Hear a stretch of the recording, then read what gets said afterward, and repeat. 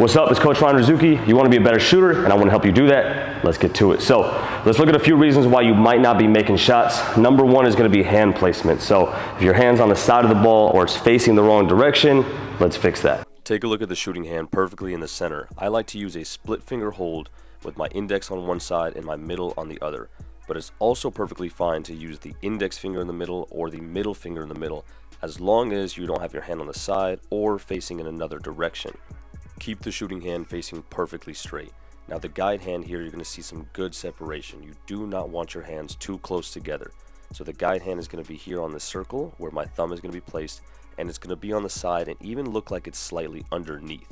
You can see that thumb right there on the circle lined up with the seam. Now, it looks like my shooting hand is perfectly in the middle and my guide hand is even underneath. But when you notice that I bring that ball up, what you're going to see is the guide hand on the side and slightly on top, which is actually perfect for security. So when you're going to shoot the ball, whether it's a pickup off the dribble or a pickup on the catch, you'll have no problem gripping it.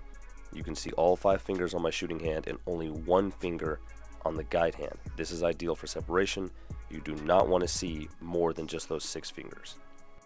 The next reason why you might be missing shots is because you have a really bad shot path. So if your basketball is traveling in an awkward direction or coming backwards, that's really going to hurt your ability to shoot the ball consistently. Now what I'm about to do here is actually difficult for a lot of people. Notice how the arrows stay straight throughout the entire shot.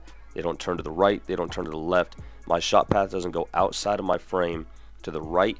It also doesn't go outside of my frame to the left, which of course causes that chicken wing. So the ball is centered and it comes up.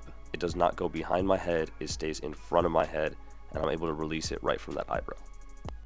The third reason why you might not be making shots is because you have really bad arc. So what we want to do is get that ball to travel up and through and allow my elbow to finish right above my eyebrow.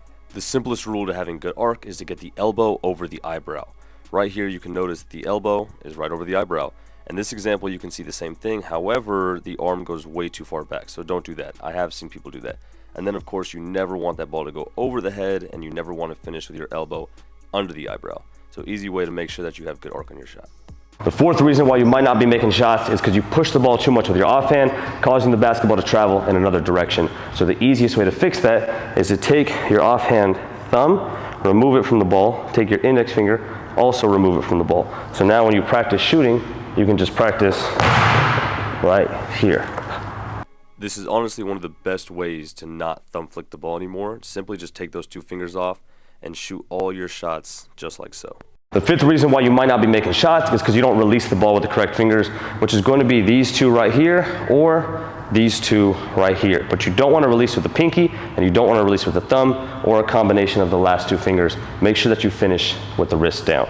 This one might be a little bit of a harder habit to break, but if you notice here how the flick goes to the side and comes off the pinky, do the best you can to make sure that the flick goes down every single time and all your fingers face the ground. And finally, the last reason why you might not be making shots is because you have poor rhythm. So with the solar flare ball, what I'll do is I'm going to take my shooting hand, put it right here in the center, take my guide hand, put it right there where we talked about, keep that ball lined up nice and straight. Then as I go up, you see the ball is low and my hips are also low. The ball will go up and my hips will then follow, so now I can have good rhythm and this will help me with my range. So now I'm coming up, boom, and I can release right there, nice and smooth with the rhythm. I'm not gonna start with the ball here and then drop my hips. I'm also not gonna have the ball go behind my head, on the side of my head, or on the other side of my head. Right here from the hip, one straight line up, my hips will follow that ball and I can release it directly into the basket. We are currently down to our last 100 solar flare basketballs. 150 have already gone out, and this will be the last 100 that we will ever have for sale on the solar flare basketballs. If you want to get one before Christmas, cop one today.